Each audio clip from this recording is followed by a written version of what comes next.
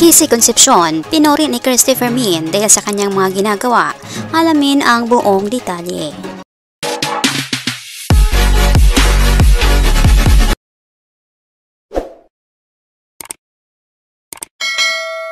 Magandang araw mga kaibigan, welcome back to our YouTube channel, Be Truth. Kissy Concepcion, muli na namang pinag-uusapan ng Showbiz Now na or SNN. Ito'y pinangungunahan ng isang bitiranang kolumnista at online host na si Christopher Min kasama sina Romel Chica at Wendell Alvarez. Pinuri ng hosto si Kissy Concepcion ng Showbiz Now na dahil ito sa kanyang ipinost umano sa social media gaya na lamang noong Mother's Day kung saan nagpost ito sa kanyang Instagram bilang pagbati sa kanyang ina na si Sharon Cuneta. Pangalawa ang ginawang video ni Kissy Concepcion kung saan ibinahagi niya sa social media, particularly sa kanyang YouTube channel na pinamagatang My Top 10 Gifts from My Mom, a Mother's Day special. Nang dahil dito, pinuri ni Christopher Min dahil ang ginagawa di umanong ito ni Kissy ay bilang pagtanaw ng utang na loob, pagpapahalaga at pagmamahal ng anak sa isang ina. Sa vlog ni Kissy, sa kanyang video na ang gifts di umano ang love language ng kanyang ina.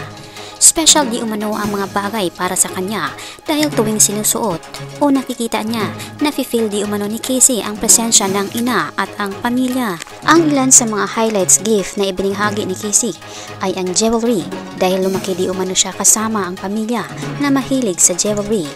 At isinuot nga ni Kissy ang hikaw na bigay umano ng kanyang grandma noong nabubuhay pa. At isinuot rin ni Kissy ang necklace na ibinigay di umano ng kanyang Meme Helen Gamboa na kapatid ng kanyang lola. At kanya namang isinusuot ang bigay di umano ng kanyang ina ang singsing na bilang housewarming gift noong unang bili di umano niya ng kondo. Tuwing sinusuot di umano ito ni Kissy, nafe-feel di umano niya ang presensya at energy ng pamilya at ayon sa kanya, diamonds are energy carries at lalo na ito'y kanyang birthstone. Tradisyonal di umano kasi ng pamilya na magbigay ng mga jewelry at dahil di umano sa kanila, doon siya nagkaroon ng interest gumawa ng design at hanggang nabuo niya ang kanyang sariling business na Avic Moy Jewelry. Dahil nga sa kanyang jewelry sinusuot ay kanya itong pinasalamatan ang mga nagbibigay nito. Ibinahagi rin ni Kissy ang mga libro at ibang European libro na siyang ibinibigay ng kanyang ina. Lahat kasi di umano ng gustong ituro ni Sharon kay Kissy ay andon sa libro, kaya niya itong binibigay. At nang dahil rin sa ina, natuto di umanong magbasa at mag-appreciate ng libro si Kissy.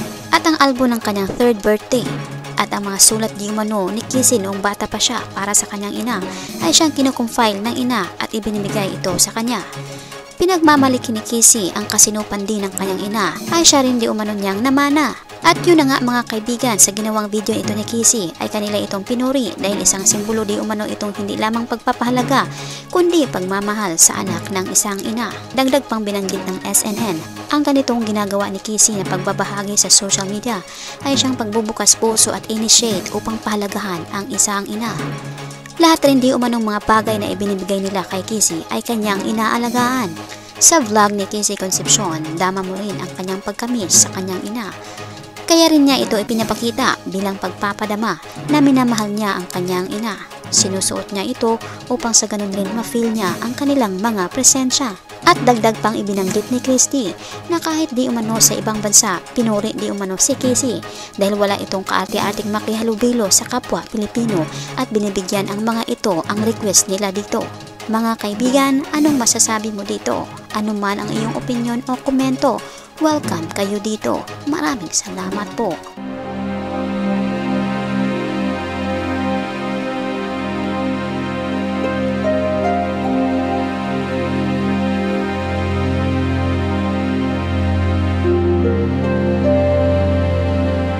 By the way mga kaibigan, mag-shoutout na naman po tayo sa mga latest or newest comment ng aming minamahal na viewers. Malakas ang shoutout po kina Leoncia Talian, malakas ang shoutout kay Magic, malakas ang shoutout kay Mark Peralta Veneracion, at malakas ang shoutout kay Cheska Yuri Lagdameo. Annalisa Zaratan, malakas ang shoutout kay Kenzo Hasashi, malakas ang shoutout kay Eda Balboa, at malakas ang shoutout kay Renato Husayan.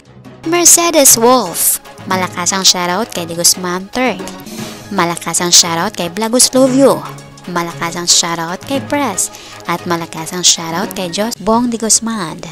Malakas ang shoutout kay Maria Luisa Entredecho. At malakas ang shoutout kay Luffy Beats Corner.